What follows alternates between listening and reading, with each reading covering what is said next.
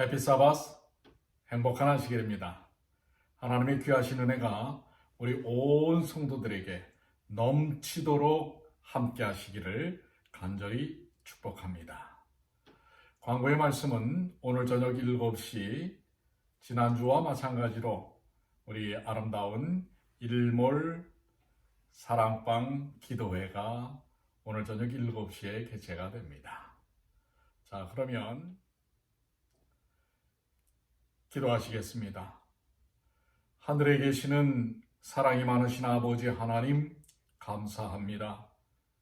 오늘 저희들에게 복된 안식일을 허락해 주시고 하나님의 귀하신 은혜 가운데 충만하신 성령의 충만케 하심을 경험케 하여 주시니 감사합니다.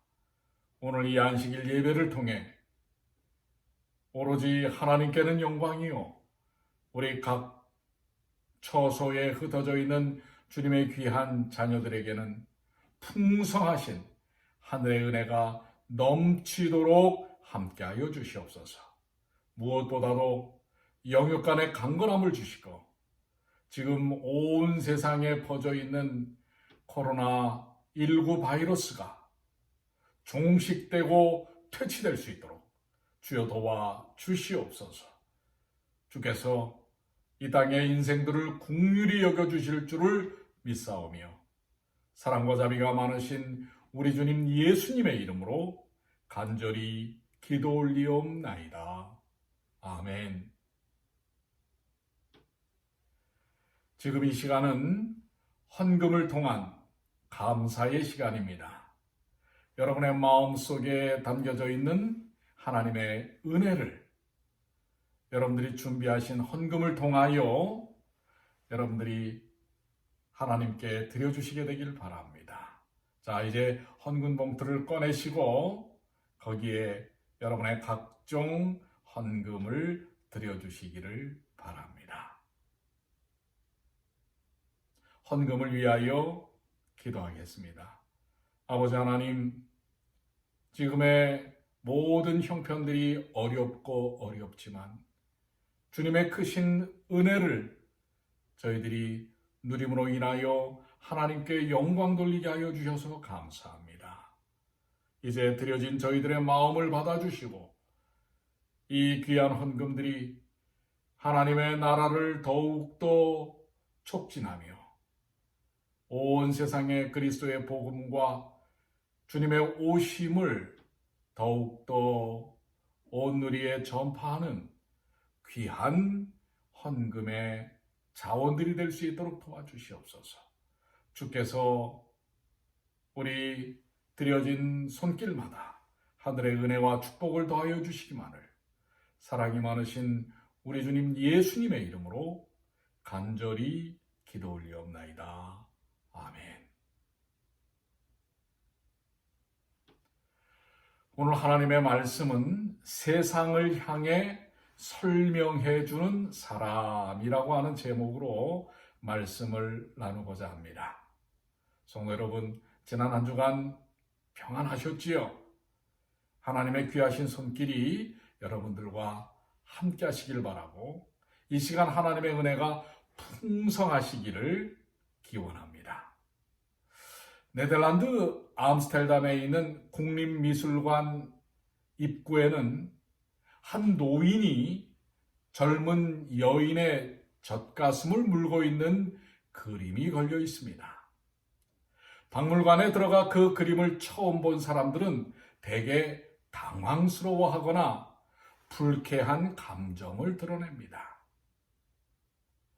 다소 민망해 보이는 이 그림은 바로크의 피카소라 불리는 루벤스의 작품으로 이 노인과 여인의 그림은 부녀간의 헌신과 딸의 효심, 그리고 애국심이 가득 담긴 매우 숭고한 작품입니다.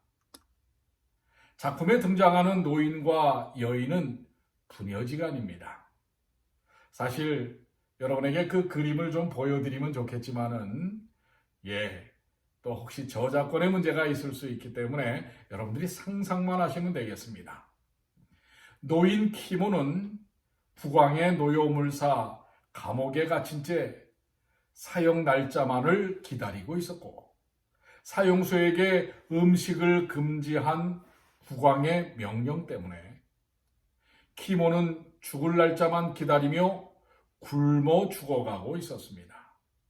아무것도 먹지 못한 아버지를 걱정한 딸 페로는 아버지를 찾아갑니다.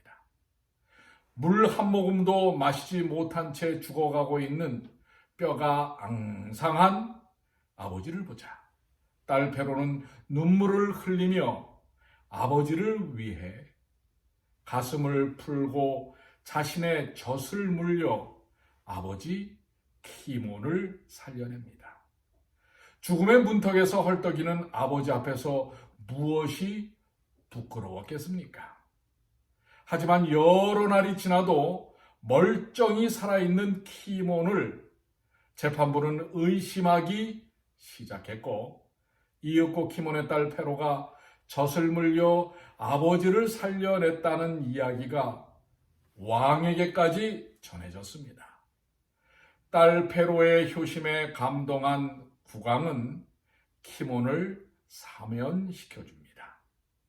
아버지를 살려내기 위해 부끄러움과 비난을 무릅쓴 효녀 페로의 이야기에 사람들은 감동했고, 많은 화가들은 작품을 통해 페로의 효심을 기렸습니다.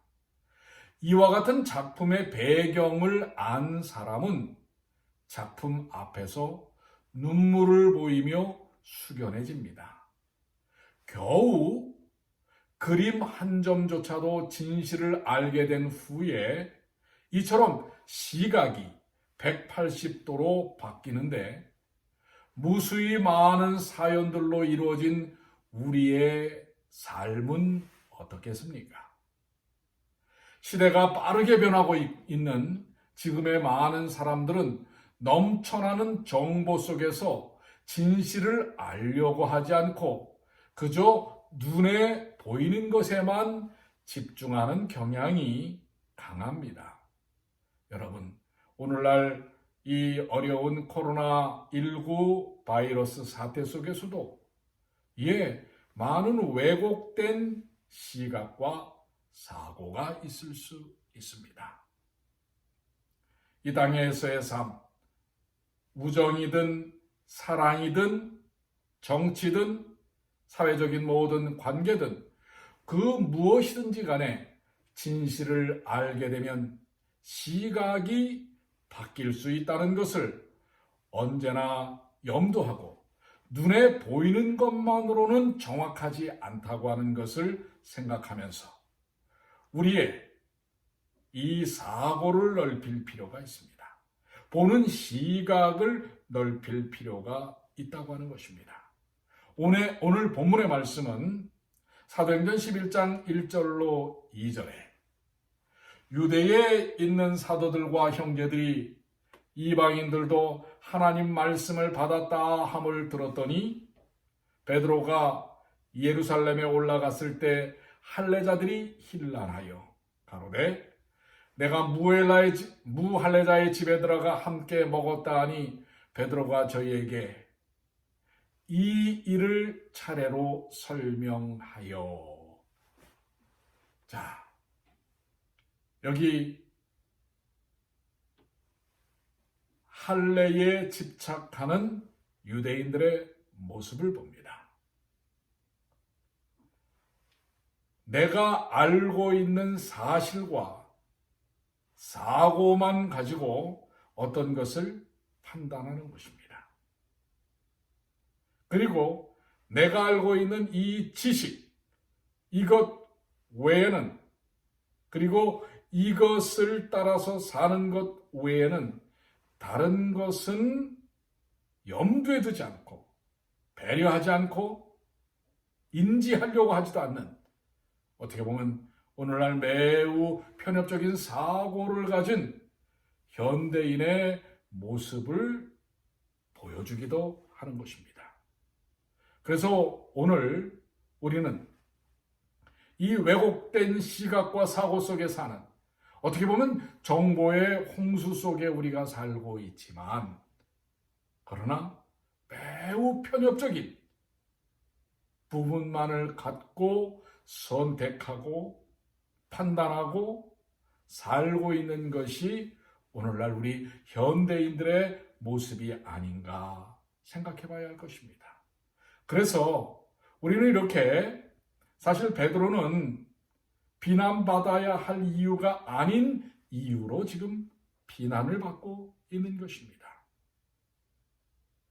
먼저 우리는 우리의 눈과 귀를 열어야 할 것입니다. 그러기 위해서는 우선 듣고 배우고자 하는 자세가 필요합니다. 사도행전 10장은 고넬료의 변화에 대한 모습을 설명하고 있습니다. 그 가정이 다 변화되었습니다. 이것은 획기적인 사건이었습니다. 이방인에게 복음의 문이 처음으로 열린 사건이기 때문에 그렇습니다.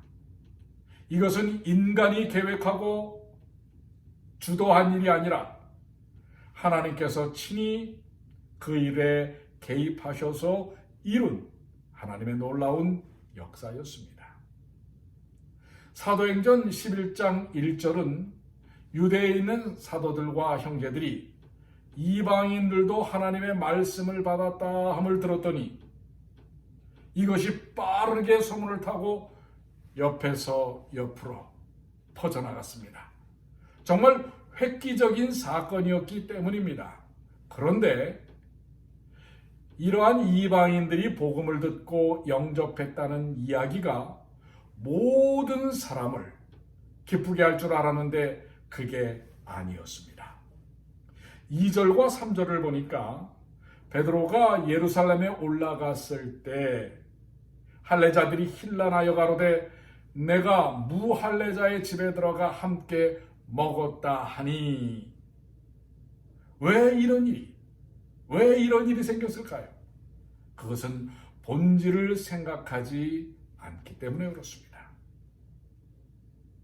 죽어가는 영혼들, 이 땅에 어둠 가운데서 죽을 수밖에 없는 영혼들이 살게 되었는지 죽게 되었는지, 하나님의 복음의 방향이 어디로 가고 있는지 생각하지 않고 오직 하나, 왜 그들하고 밥을 먹었니? 전통적인 가치와 자기 인식, 그 인식의 틀밖에 모르는 사람들의 모습입니다. 전통이 다 부정적인 것만은 아닙니다. 그러나 본질을 떠난 전통은 이미 생명을 상실한 것입니다. 이방인의 구원이 하나님의 뜻인지 아닌지 이런 것에는 전혀 관심이 없습니다. 지금도 이러한 사고의 구조를 가진 사람들이 있을 것입니다. 본질은 다 놓치고 난 다음에 누가 누구랑 밥을 먹었니, 안 먹었니, 왜 그들과 접촉했느니, 이러한 관념으로 접근하는 것입니다. 오병이어 사건의 의미는 알지 못하고, 그리고 그 오병이어의 놀라운 역사의 중심에 누가 계시는지는 관심이 없고, 그때 놀라운 기적이 일어나고 음식을 먹었다는 것에만 관심을 갖는 것입니다. 현실적인 문제에만 관심을 갖는 것입니다. 본질을 생각하지 않는 이러한 모습, 오늘날에도 이 세상에 너무나 많은 사람들이 이러한 편협적인 사고로 뭔가를 인지하고 선택하고 살고 있다고 하는 것입니다.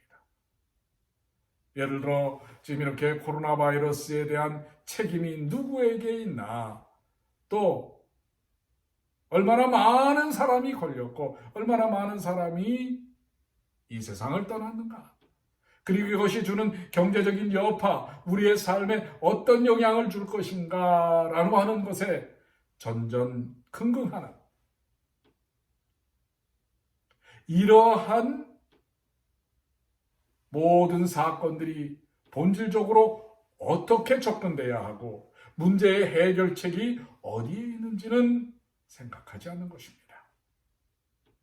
지금 베드로는 이유를 찾으나 이유 없는 비난 속에 있습니다. 이유를 설명할 수 없는 이상한 비난이 있을 때 여기에서 우리가 알 수 있는 것은 그렇습니다. 좀 더 신중히 그런 모든 문제들을 접근을 해야 하고 본질적인 그 문제의 해결책이 어디 있는가라고 하는 것을 알아야 한다고 하는 것입니다. 그런데 왜 이렇게 사고가 편협할 수밖에 없는가? 우리가 다 청지기죠. 하나님께서 청지기 사명을 위탁하셨는데 우리 청지기로서의 삶을 잘 안내해주고 있는 청지기에게 관한 권면 24쪽에 보면 이기심은 타락의 근본 요소이다. 자기의 이기주의 때문에 자신은 하나님과 동료 인간에게서 분리되고 그는 제어되지 않는 성벽을 따른다. 그는 남의 행복이 마치 자기의 주권에 그들이 굴복하는 데 달려있는 것처럼 행동한다. 즉, 왜 이런 편협적인 사고를 갖는가? 그것은 이기심 때문이라고 하는 것입니다. 그저 자신이 아는 것만, 자신이 보는 것만, 자신이 인지한 것만 가지고 어떤 사실과 사물과 진실과 진리를 보려 하기 때문에 본질을 보지 못하고 왜곡된 사고를 갖게 된다고 하는 것입니다. 여기서 나타나는 이 할례자들이 틀린 이유가 무엇입니까? 저는 할례자들이 악의를 가졌다고 생각하지 않습니다. 이것은 악의의 문제가 아니라 잘못된 가치의 문제입니다. 자기 중심적인 가치 때문입니다. 자기가 살아왔던 그리고 살고 있는 이러한 그동안의 경험과 삶에 익숙해져 있는 패턴, 즉 패러다임이라고 얘기하죠. 이 사고. 그런데 실질적으로 본인이 살고 있는 그 세계가 그렇게 큰 세계가 아닌 것입니다. 제한되어 있는 세계, 제한되어 있는 틀, 그리고 자기가 만들어 놓은 그런 삶의 겉껍데기에 갇혀 있는 것입니다. 사실 그들이 틀리고 싶어서 틀린 것도 아닙니다. 고정된 사고에서의 살아왔던 삶의 경험이 자기도 모르는 사이에 그렇게 만들어버리고 만 것입니다. 자기도 그렇게 살았고 자기 아버지도 그렇게 살았고 자기 할아버지도 그렇게 살아왔기 때문에 그것이 당연한 것이라고 생각하고 있는 것입니다. 이것이 바로 패러다임, 고정된 관념이라고 하는 것입니다. 원래 베드로도 그런 삶을 살았습니다. 그렇게 살아야 되는 줄 알았습니다. 그런데 예수님께서 오셔서 베드로의 가치 체계를 바꾸어 주셨습니다. 그러니까 할례자들은 예전에 베드로가 살았던 그 사고로 사니까 예수님께서 보여주신 그 삶을 이해할 수가 없었던 것입니다. 오늘날 많은 사람들이 자신이 고집해온 그 사고 속에 갇혀있기 때문에 예수님께서 이 땅에 오셔서 바꿔주신 진정한 생명적 가치와 사고를 그리고 그렇게 사는 사람들을 이해하지 못하는 것입니다. 오늘 우리 신앙인들도 마찬가지입니다.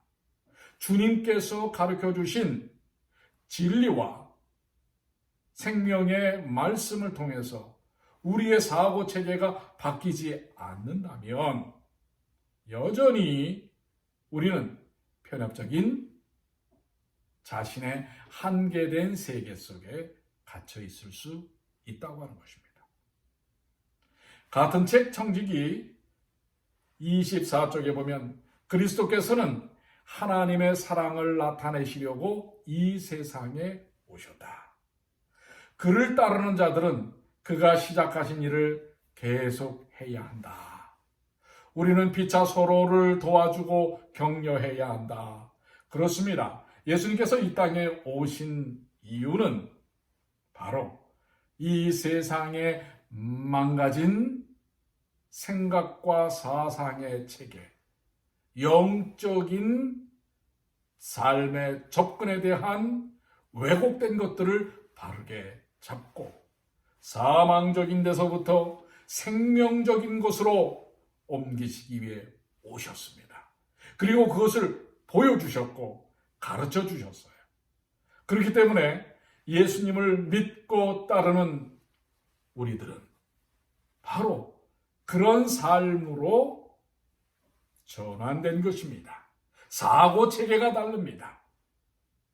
사는 삶의 모습의 패턴이 달라진 것입니다. 그런데 그 기본이 뭐예요? 그것은 바로 하나님의 사랑이고 인간과 인간에 대한 사랑입니다.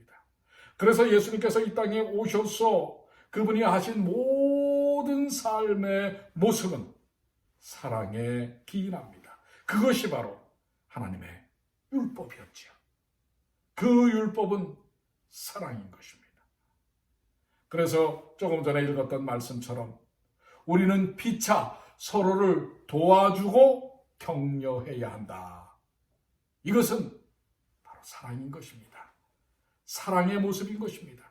예수님께서 보여주신 우리의 사고의 체계가 자기중심적인 데서 그리고 자기가 경험해 온 것에서만 국한되어 있던 데서 이제는 벗어나서 전혀 다른 사랑으로 전환된 삶의 모습을 갖게 하는 것입니다. 이방인 백부장 고넬료가 바로 그런 사람이었습니다. 이방인이면서도 사고의 전환이 된 사람이요, 삶의 모습이 바뀐 것입니다.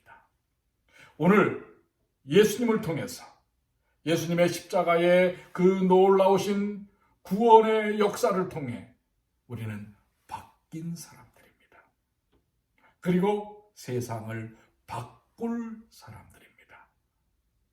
하나님 앞에서 우리가 겸손히 우리의 마음을 낮추고 열심히 배운다면 우리는 매일 매순간 달라질 것입니다. 매일 매순간 변화될 것입니다. 매일 매순간 성장할 것입니다. 자, 이렇게 인식과 사고의 체계가 바뀐 사람은 어떤 모습을 보다 더 구체적으로 드러내는지 본문에서 설명하고 있습니다. 예수님의 법원 성육신의 그 놀라운 역사를 가장 잘 설명해 주신 분이 바로 예수님이시고 몸소 그것을 드러내신 분이 예수님입니다. 여기 그 놀라운 십자가의 은혜를 경험한 베드로, 그 베드로가 어쨌든 이렇게 말도 안 되는 공격을 했을 때 저는 이 베드로의 태도가 너무 합당하고 좋다고 생각을 합니다. 베드로는 그들과 할례자와의 차이점에 대해서 차근차근 설명을 하고 있습니다. 본문의 말씀에 설명이라는 단어가 4절에 나오지요. 베드로가 저희에게 이 일을 차례로 설명했다는 것이 중요합니다. 사고의 체계가 달라서 전혀 다른 사람의 삶을 이해하지 못하는, 특별히 복음적 구속사적인 삶을 사는 사람들에 대해 이해하지 못하는 사람들에게 베드로는 매우 긍정적이고 또한 복음적인 모습을 보여주는 것입니다. 이럴 때 사실 말도 안 되는 이유를 가지고 갈등을 만들면서 접해오는 사람들을 향하여 대부분의 사람들은 싸웁니다. 뭐라고 하면서요? 무식한 것들. 뭘 모르니까 그렇지. 무식하면 용감해. 이러면서 또 뭐라고 우리가 비아냥거릴 수 있어요? 어쩌라고. 그래서 대립하는 것입니다. 그런데 베드로는 사실 그가 놀라운 회심의 경험, 성령 충만의 경험을 하기 전에는 대립하고 싸웠던 사람이에요. 그래서 제사장의 종 말고의 귀를 칼로 내리칠 정도로 말입니다. 뭔가 대응하고 거기에 대해서 아주 극단적인 반응을 보였던 사람인데 예수님의 십자가의 은혜로 그의 사고체계가 완전히 달라졌습니다. 삶이 달라졌습니다. 그는 매우 아름다운 그리스도인의 성숙함을 드러내는 것입니다. 즉, 베드로는 이해의 차이, 관념의 차이, 인식의 차이가 있을 때 설명하기 시작했습니다. 어떻게 보면은 그들은 당연히 베드로의 삶과 신앙을 이해하지 못했을 것입니다. 그런데 그거에 대해서 회피하거나 대립하거나 비아냥거리거나 무시하지 아니하고 겸손하게 설명했습니다. 그런데 이 설명하다라고 하는 것은 아주 자세히 차근차근 설명해 주는 것입니다. 얼마나 여러분들 자세히 설명을 했느냐면요. 여러분들 어떤 면에서는 성경을 요 부분 10장과 11장을 읽으실 때 약간은 지루하셨을 수도 있어요. 왜냐하면 10장에서의 사건, 이 고넬료에 있어서의 어떤 이러한 모습들이 그대로 11장 5절부터 15장까지 반복해서 설명하고 있습니다. 성경은 왜 똑같은 것을 반복할까요? 저는 그 똑같은 것을 반복하는 것이 분명한 이유가 있음을 보여줍니다. 그것이 베드로가 그들에게 얼마나 자세히 설명을 해 주었는지를 말해주고 있는 것입니다. 그리고 거기에다가 자기의 느낌까지도 설명을 해주고 있습니다. 15절을 볼까요? 내가 말을 시작할 때 성령이 저희에게 임하시기를 처음 우리에게 하신 것과 같이 하는지라. 내가 주의 말씀에 요한은 물로 침례를 주었으나 너희는 성령으로 침례를 받으리라 하신 것이 생각났노라. 자기의 생각까지도 설명해 주고 있습니다. 내가 이런 과정을 겪었다. 그리고 결론이 무엇입니까? 그런즉 하나님이 우리가 주 예수 그리스도를 믿을 때 주신 것과 같은 선물을 너희에게도 주셨으니 내가 누구간데 하나님을 능히 맡겠느냐 하더라. 이렇게 설명합니다. 하나님의 은혜를, 성령의 충만함을, 그리고 이 귀한 그리스도를 믿을 때 주신 은혜의 선물에 대하여 나도 받았고 너희에게도 주신다고 하는 것입니다. 이걸 누가 능히 맡겠느냐? 이렇게 설명하고 설득을 했을 때에 그들이 받아들이지 않았습니까? 그렇습니다.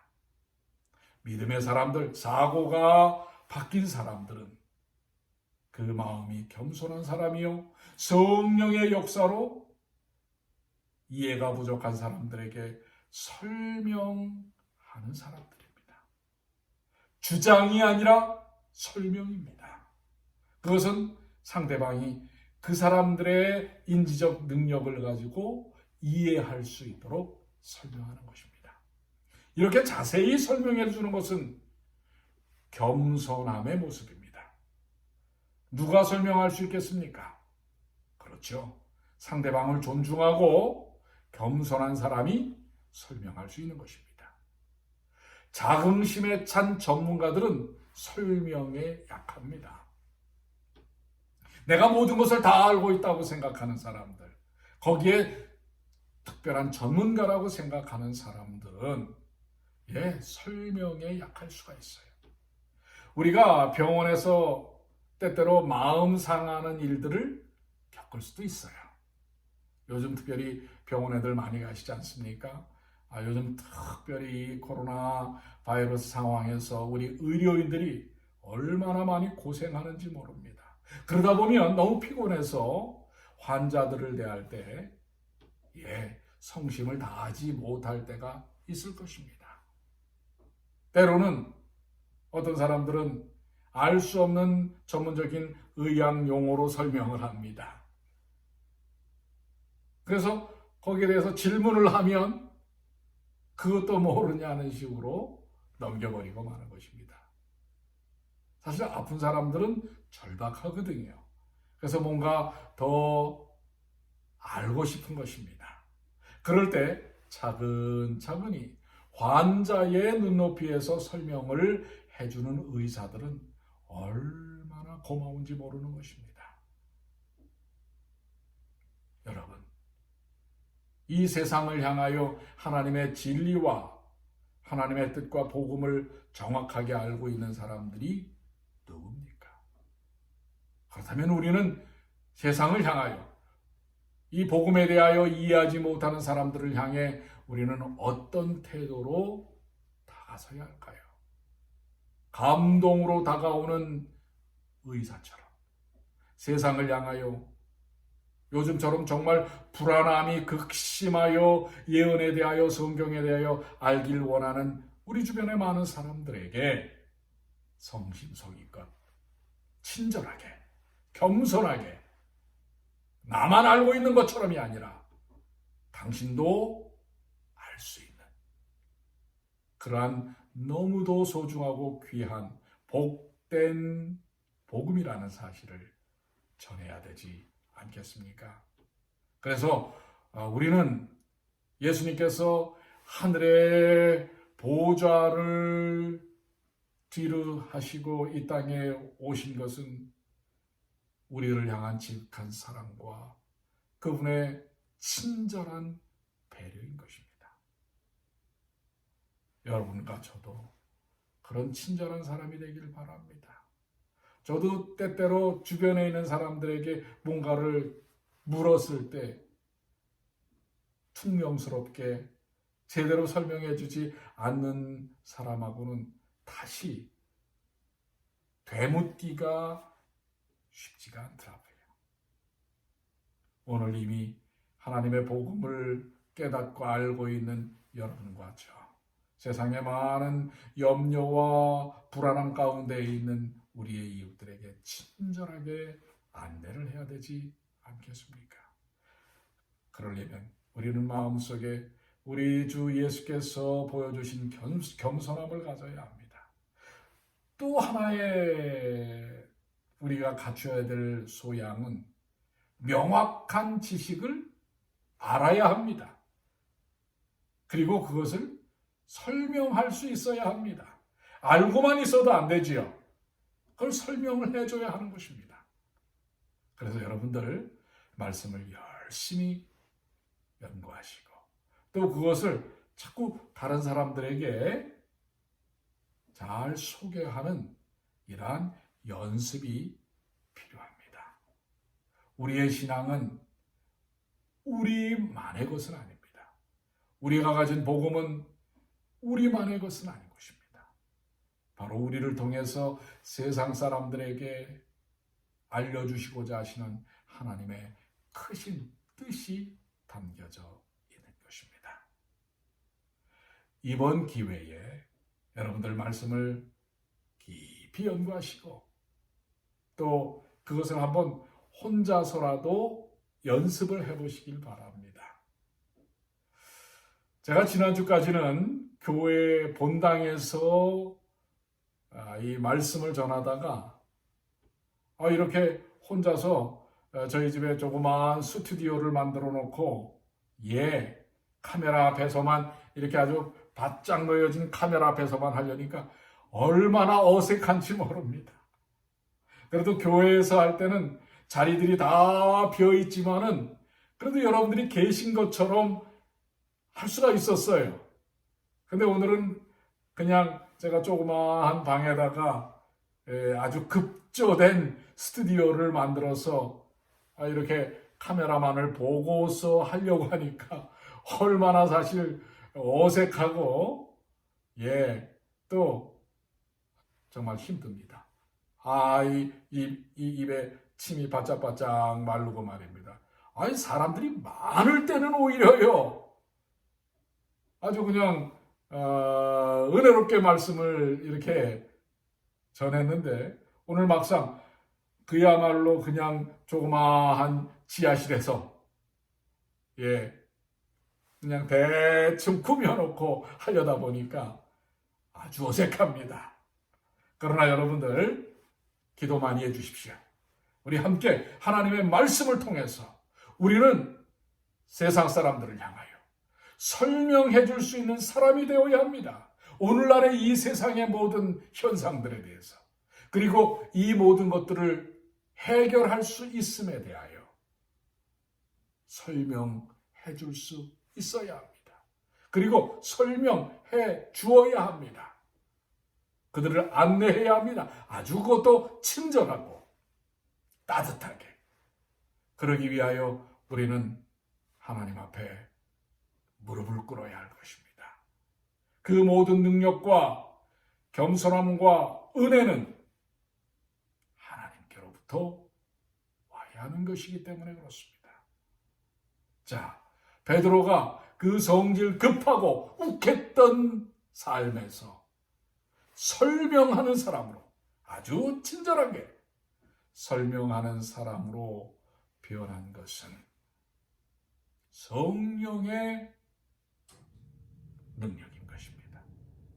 자, 이제 이러한 베드로의 아름다운 삶의 모습이 어떤 결과를 낳았을까요? 자, 18절에 저희가 이 말을 듣고 잠잠하여 하나님께 영광을 돌려가로되 그러면 하나님께서 이방인에게도 생명을 얻는 회개를 주셨도다 하니라. 이방인에게도 생명을 얻는 회개를 주신 것입니다. 모든 사람에게 똑같은 은혜의 축복이 전달된다는 사실입니다. 증거된다는 사실입니다. 받아들이기만 하면. 그런데 바로 여러분과 저를 그 귀한 복음을 증거하는 친절한 메신저로 삼으셨다고 하는 사실입니다. 이 일을 통하여 이방인들 주변에 있는 많은 사람들이 생명을 얻는 회개의 역사를 체험하게 된다고 하는 것입니다. 자, 이것이 가능했던 이유가 무엇이라고요? 할례주의자가 되었던 베드로가 되었던 하나님의 권위 앞에 굴복하여 사고가 바뀌고 그리스도의 십자가의 능력으로 삶이 바뀐 것입니다. 하나님 앞에서 지금 우리와 이 사회가 바로 이러한 점을 인식하고 배워야 하는 것입니다. 여러분 그렇게 생각하지 않습니까? 세상을 향해 진리를 설명해 주는 사람들 바로 누굽니까? 누구여야 합니까? 여러분과 저인 것입니다. 무엇보다도 하나님의 권위 앞에 순종과 하나님의 영광을 바라보는 믿음의 종들이 되게 해달라고 우리는 우리 자신을 하나님 앞에 놔야 할 것입니다. 그리고 간구해야 할 것입니다. 사랑하는 성도 여러분, 우리는 이제 이해하지 못하는 사람들, 갈등의 대립적 관계에 있던 사람들에게조차도 하나님의 은혜를, 복음을 자세히 그리고 겸손히 설명하는 사람들이 되어야 할 것입니다. 여러분, 하나님의 귀하신 은혜를 통해 돌아오는 한 주간도 능력의 삶을 사시는 주님의 귀한 자녀들이 되시기를 간절히 축복합니다. 자, 이제 우리 다 같이 일어나셔서 우리 마지막 찬양, 우리의 소망이 어디에 있음을 드러내는 귀한 찬양을 하시겠습니다.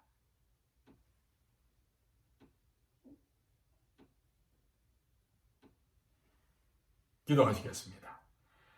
하늘에 계시는 사랑이 많으신 아버지 하나님, 주님의 귀하신 은혜를 통해 우리가 이 세상 가운데 아직도 복음을 알지 못하는 사람들, 우리 주변에 불안해하는 많은 사람들을 향하여 대립과 부딪힘의 갈등의 관계가 아니라 베드로가 예수님의 십자가의 은혜를 통해서 예수님의 품성처럼 겸손하여 설명하는 사람이 되었던 것처럼 우리도 또한 복음에 대하여 설명하는 사람들이 될 수 있도록 인도해 주시옵소서.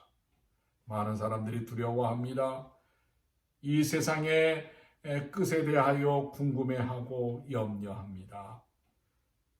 오늘 저희들을 하나님께서 택하시고 이 복음의 전달자로 증인으로 삼아주셨사오니 이제 복음의 메신저로서 세상을 향하여 친절히 하나님의 그 귀하신 복음의 말씀의 뜻을 설명하는 주의 자녀들이 되게 하여 주시옵소서.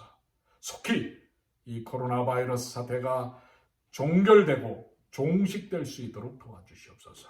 우리 모든 방송을 통해 함께 예배드린 주의 귀한 자녀들 영육간에 강건케 하여 주시고 먹고 사는 문제에 대하여 하나님의 은혜를, 하나님의 능력을 체험하게 하여 주시옵소서.